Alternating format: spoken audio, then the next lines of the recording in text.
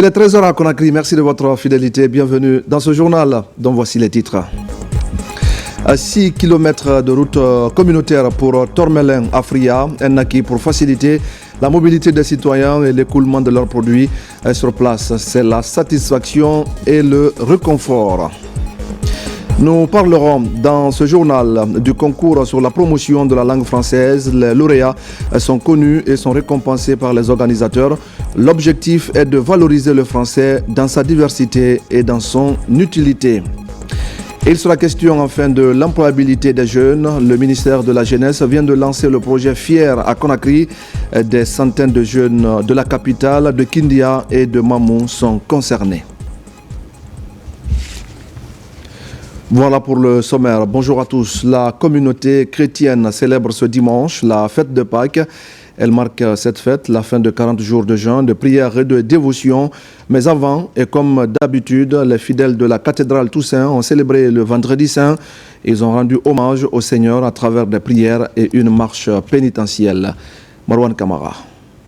À la cathédrale Toussaint de Conakry, la liturgie du vendredi saint rassemble les fidèles chrétiens venus des communes de Conakry. Un moment de communion marqué par des prières universelles solennelles durant lesquelles les fidèles se lèvent et s'agenouillent. Cet acte dévotionnel unit les fidèles aux souffrances du Christ. Il faut être reconnaissant envers Dieu qui est parti le voir pour lui donner ça. Donc, donne-moi le souffle, mon souffle de vie.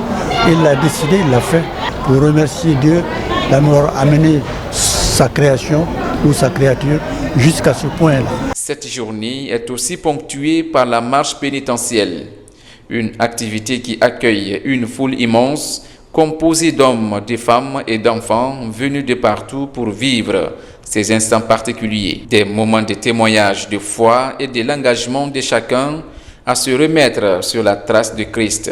C'est une marche que Jésus a effectuée lorsque il allait sur le calvaire, lorsque il allait à Golgotha, sur les rues de Jérusalem, après avoir été jugé.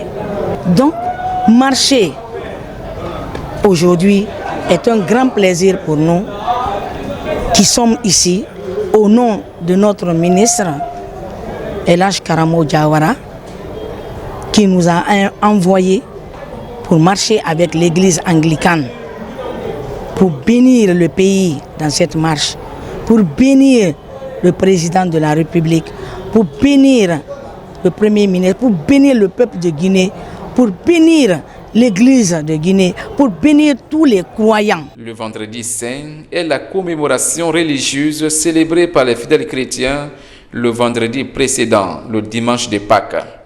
Il marque le jour de la crucifixion et de la mort de Jésus-Christ. Et puis c'est un programme ambitieux que le ministère de l'économie et des finances est en train de mettre en œuvre. Il s'agit du renforcement des capacités des cadres du département. L'objectif est de valoriser le capital humain en vue de faire face aux ambitions du programme Simandou 2040.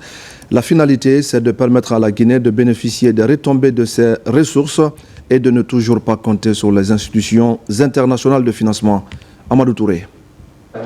Dans le cadre du renforcement du capital humain conformément à la vision Simandou 2040, le ministère de l'économie et des finances lance le programme cadre de renforcement de capacités institutionnelles du département.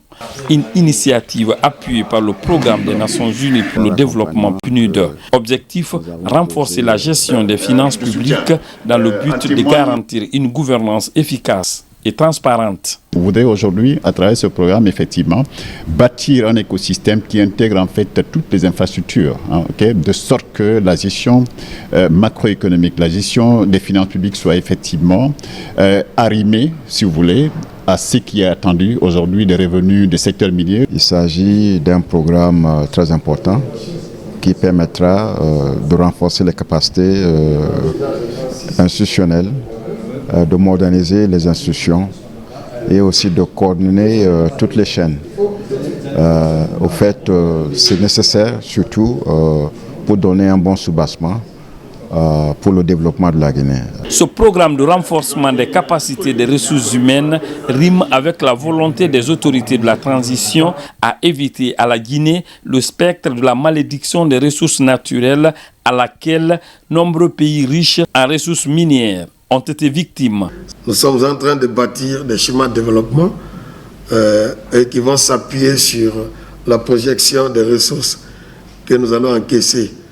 Et la projection fait un encaissement annuel de près de 2 milliards de revenus fiscaux, chose qui est très importante. 25% des recettes sont supposées aller à Simandou Academy, 5% de recettes également au système éducatif. Il faut que nous ayons des compétences exceptionnelles dans des domaines pointus. Cette initiative, au-delà des capacités citées, va permettre à la Guinée de mobiliser plus de ressources et de rendre efficace le système de mobilisation et de sécurisation des ressources internes face au risque de déperdition. Dans l'actualité encore, le ministre de l'Agriculture vient de lancer les opérations de recensement biométrique des populations de Zérékoré, une initiative qui s'inscrit dans le programme national de recensement administratif à vocation d'état civil. Sur place, le ministre Félix Lama exhorte les citoyens à se mobiliser pour se faire recenser. Mohamed Salioupaï. Après la réunion préparatoire avec toutes les couches sociales de Zali, le ministre de l'Agriculture et de l'Élevage lance les opérations dans la région forestière. Invite est faite pour une mobilisation massive autour de ce recensement 2025. C'est au quartier commercial que le ministre Félix Lama, en compagnie des autorités régionales, préfectorales et communales, des notabilités et populations, s'est acquitté de son devoir citoyen. C'est un acte citoyen que je viens d'accomplir ici à Zérékoré, dans le quartier commercial, en me faisant enrôler afin que je puisse bénéficier d'une identité physique, mais également que je puisse figurer sur la liste électorale qui sera issue de ces recensements. J'invite donc toute la population de Zérékoré à sortir massivement pour se faire recenser, pour se faire enrôler. Pour ce recensement, on a besoin de 3 documents essentiels. Nous avons besoin soit de l'extrait de naissance, qu'il soit classique ou bien biométrique, ou un jugement supplétif avec transcription, ou un certificat de nationalité. Pour ceux qui n'ont pas d'extrait, qui n'ont pas d'acte de naissance, qui n'ont pas de jugement, qui n'ont pas de certificat de nationalité, passent au niveau des fiches d'identification des personnes sans acte. Les superviseurs communaux vont récupérer avec eux, vont essayer de déposer au niveau de la justice. La transcription se fera au niveau des communes. Pour l'inclusivité des opérations, les autorités locales sont engagées à mobiliser les citoyens à se faire recenser. Nous, on va continuer à dire à tous les agents, à tous ceux qui sont impliqués dans ce processus de recensement, la presse, publique, privée, même les crieurs publics, ils sont concernés pour la mobilisation. Le ministre de l'Agriculture et de l'Élevage a visité quelques carles installés dans les différents quartiers où quelques citoyens se sont déjà fait recenser. J'étais la première personne à être enrôlée dans ce quartier. Tout s'était très bien passé par la grâce de Dieu. Pour l'accomplissement de ce devoir citoyen, 526 carles sont déployés dans la région de Zérékoré, dont 98 dans la commune urbaine, et 526 agents assureront le bon déroulement des opérations de ce recensement biométrique. Une route communautaire pour Tormelin, Afria, à 6 km, réalisée pour faciliter le déplacement des citoyens et l'écoulement de leurs produits. Une action d'utilité publique qui pourrait booster l'économie locale et protéger donc les populations des accidents de circulation. On fait le point avec Nabila Moussa Kamara. C'est le soulagement pour les populations de Tormelin, plus précisément celles de Wulunkobi et des villages environnants. Des localités qui sont désenclavées par cette route communautaire de plus de 6 km réalisée par la société Top Guinée Mining. Une façon pour cette entité de remplir sa responsabilité sociétale envers les localités impactées. Il y a des centaines de camions qui roulent tous les jours sur la route minière. Donc vivre avec les personnes aussi sur la route, c'est un dégât, c'est un risque. Également le côté économique, puisque les communautés, la plupart d'entre elles, c'est des paysans qui font l'agriculture, qui font des activités lucratives. Il faut faire les échanges entre le centre urbain et les villages. Reliant le district de Wulunkobi au secteur de Baladougou, cette route communautaire va contribuer à réduire les accidents de la circulation entre les villages. La réhabilitation de cette route s'inscrit en droite ligne de notre politique globale de développement communautaire. Elle vient résoudre des questions à plusieurs enjeux. L'enjeu sécuritaire, l'enjeu économique, l'enjeu du développement local à travers la construction des infrastructures socio-économiques de base et l'enjeu social. Le désenclavement de ce corridor très fréquenté est le fruit de la main tendue des autorités préfectorales de Firia. La route minière, elle est faite pour transporter la bauxite. Elle n'est pas faite pour être empruntée par les communautés. Mais les communautés ne peuvent pas laisser cette route tranquille si elles n'ont pas leur propre route. C'est ce qui a poussé les autorités à organiser ces séances de travail et des recommandations ont été formulées. Monsieur le préfet, votre implication personnelle dans la résolution des conflits, la sensibilisation des partenaires miniers et les populations des zones minières de notre localité a redonné de l'espoir, car nous en vivons aujourd'hui avec beaucoup de satisfaction qui s'explique par la construction de plusieurs forages, la réhabilitation de certaines pistes rurales, l'octroi des contrats communautaires, la création des emplois directs et indirects, assistance aux impactés lors des fêtes religieuses. En plus de cette route communautaire, un ouvrage de franchissement sera aussi mis à la disposition des populations. Dans le plan d'action de la société Top Guinée Mining, des forages sont aussi prévus pour les villages. La région de Kankan aura bientôt un hôpital à caractère universitaire. C'est à Foussin, dans la commune rurale de Karfamoria, que l'infrastructure sera construite. Avant les travaux de terrassement en perspective, les acteurs impliqués dans le projet étaient sur le terrain pour voir comment viabiliser le site. Yamokaba.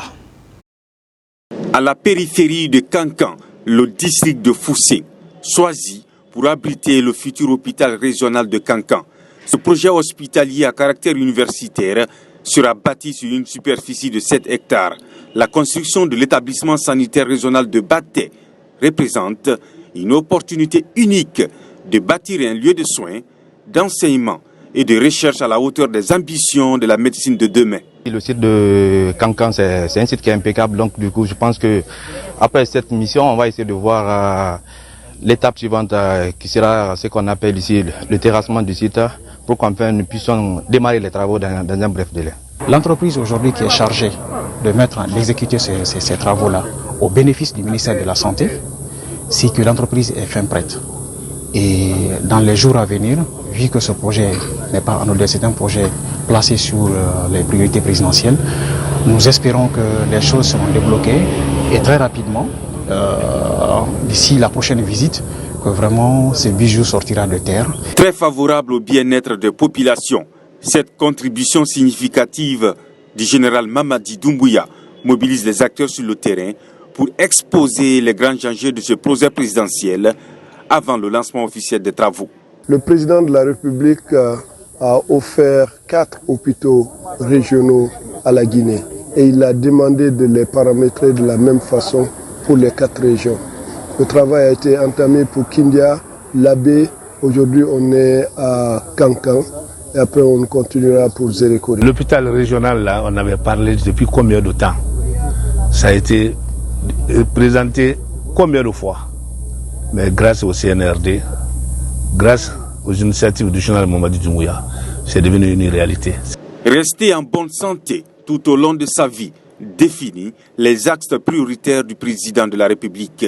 En attendant, le service continue au sein de cet établissement qui accueille toute la savane guinéenne, un établissement en plein cœur de Kankan qui sera bientôt décongestionné pour offrir une proximité unique entre les professionnels de santé, les chercheurs, l'enseignement et les entrepreneurs en santé. La mairie de Kissidougou vient également de présenter son budget exercice 2025 aux citoyens. L'objectif recherché est de faire de la fiscalité locale un levier de développement et de justice sociale. Durant la rencontre, les participants ont promis de conjuguer les efforts pour bâtir une commune forte et tournée vers l'avenir. Ibrahima Oulé Fofana. Booster le développement communautaire le plus rapidement possible, un pari à gagner pour les autorités locales de Kissidougou. Au cœur des priorités de la mairie, la mobilisation des ressources locales. Pour ainsi impulser cette dynamique, au cours de ce conseil communal, un budget de plus de 4 milliards 700 millions est présenté pour l'exercice 2025. Le budget citoyen vous sera présenté en un langage plus simple et accessible, permettant ainsi aux citoyens et citoyennes d'être mobilisés et des infrastructures qui seront réalisées par la commune dans le budget exercice 2025. D'où l'intérêt est pour vous, les citoyens, de contribuer à son exécution en payant sans contrainte ses impôts et taxes. Durant toute cette journée de présentation du budget communal, les citoyens présents à la rencontre sont édifiés sur la gestion budgétaire et la planification des projets à travers des documents. L'initiative est appréciée par les partenaires. Le budget 2025 présenté aujourd'hui est un document simplifié, accessible, conçu pour être compris par tous. Il permet à chaque citoyen, à chaque organisation de la société civile, à chaque partenaire de suivre les priorités de la commune, de participer aux décisions et d'exiger des comptes sur l'utilisation des ressources publiques. C'est un devoir sacré qu'on ne doit pas manquer par rapport à la redevabilité. Avec ce montant de plus de 4 milliards 700 millions, il est prévu de faire beaucoup d'investissements dans plusieurs infrastructures sociales de base. Ce budget prévoit également des équipements de travail afin de renforcer les capacités opérationnelles de la mairie de Kissidougou. Je le dis également en titre, les lauréats du concours sur la promotion de la langue française sont connus. Ils ont reçu leur prix du ministère des Affaires étrangères et de la Commission de la francophonie, une compétition pour encourager les apprenants à faire la promotion de la langue française à travers le monde. Nabila Moussa Kamara. Le ministère des Affaires étrangères est en synergie d'action avec la Commission de la francophonie pour célébrer la 15e de la francophonie. Cette rencontre marque la clôture du concours sur la promotion de la langue française ProLAF. Cette première édition a pour thème « Je m'éduque donc j'agis ».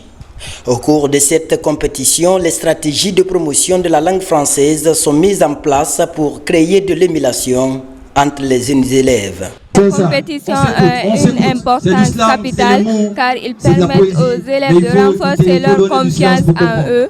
Ils permettent aussi de découvrir de mieux la langue française. Je voudrais dire aux autres que tout le monde peut faire ce qu'on a fait ici, qu'il faut juste croire en soi. À ce rendez-vous, plusieurs cadres du ministère des Affaires étrangères ainsi que ceux des ministères sectoriels ont rehaussé de leur présence pour encourager la mise en pratique la politique de promotion de la langue française. La ProLAF est une activité phare qui laisse aux jeunes la possibilité d'imaginer et de bâtir un monde meilleur avec une langue commune qui est le français. Les objectifs visés par ce concours sont entre autres développer chez les enfants l'esprit de créativité à partir des mots, renforcer leur capacité rédactionnelle en français, permettre aux jeunes élèves de montrer à la communauté éducative leurs talents, leur degré de connaissance et de remaniement de la langue française. Pour encourager ces jeunes élèves, les lauréats à ce concours sont récompensés à travers des prix. Des activités culturelles ont couronné cette compétition.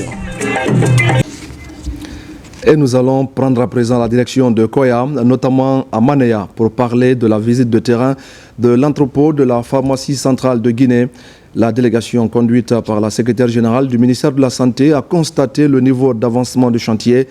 Et pour l'occasion, une réunion du comité de pilotage a été organisée pour parler des problèmes qui entravent l'exécution correcte du projet. Adia Toubari, Alpha Kamara. Sur cette superficie de 8500 mètres carrés est érigé l'entrepôt de la pharmacie centrale de Manéa. Cette infrastructure prend forme. Le chantier bénéficie d'un suivi régulier des autorités sanitaires. Sur le site, les ouvriers s'activent dans l'acheminement des gros ouvrages. Les travaux qui se font sur ce site sont en 3 lots. Un premier lot concerne tout ce qui est génie civil. Le deuxième lot concerne ce qui est système chauffage, ventilation, climatisation, la fourniture du transformateur et la fourniture du générateur. Le troisième lot concerne tout ce qui est structure métallique, comme vous voyez, et la couverture, plus les panneaux sandwich. Alors nous sommes satisfaits parce que ce projet de construction de l'entrepôt moderne de la pharmacie centrale de Guinée est une première dans le pays, et ça c'est sur l'ère du CNRD. Cet entrepôt a des caractéristiques très importantes. L'entrepôt en construction rentre dans la politique de modernisation des installations de la pharmacie centrale de Guinée pour répondre aux normes de stockage des produits de santé. Sur place, le comité de pilotage tient une réunion avec l'entreprise chargée du projet. Dans l'ensemble, les travaux se passent très bien, avec un léger retard qui est accusé par l'entrepreneur. Cependant, des consignes strictes ont été données selon les instructions du ministre qui fait vraiment de l'achèvement des infrastructures en cours une de ses priorités pour accélérer les travaux dans le strict respect du cahier de charge. Cette infrastructure s'inscrit dans le cadre de l'amélioration de la logistique sanitaire qui est assurée par la pharmacie centrale de Guinée, conformément à la vision du chef de l'État, le président Mamadi Doumbouya. Avec le non-respect du délai contractuel par l'entreprise chinoise, une date butoir de finalisation des travaux est fixée pour le 30 juin. À terme, cet entrepôt de stockage va permettre à la pharmacie centrale de Guinée de renforcer la chaîne d'approvisionnement des structures sanitaires à médicaments de qualité et à moindre coût. Autonomisation économique des femmes en Guinée, la direction des KEF mène des actions sur le terrain. Elle vient d'initier une rencontre pour accompagner les femmes dans leurs efforts d'épanouissement et pour contribuer au développement socio-économique de notre pays. Sona Sagno.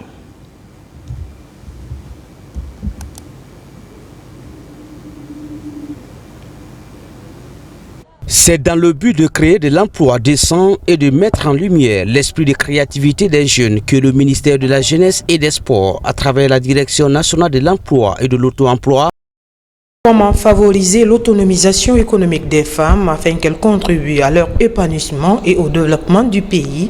Tel est l'objectif de cette rencontre. Ce projet émane d'une réflexion collective entre la direction de la KF et de Sounou Assurance. La stratégie consiste à informer et à sensibiliser les apprenantes des KF.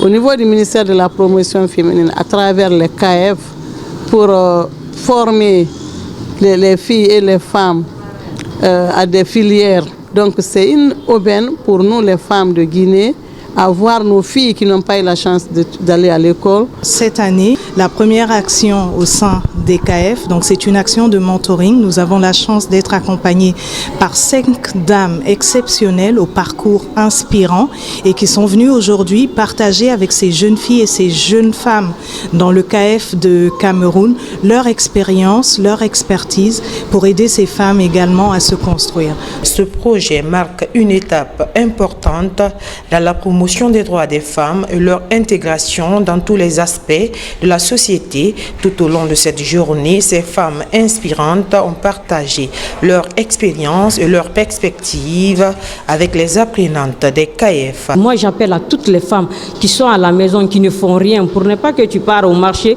revendre quelque chose. Tu ne peux pas gagner beaucoup de revenus, mais si tu apprends un métier qui est comme la couture, la coiffure, tu peux gagner quelque chose.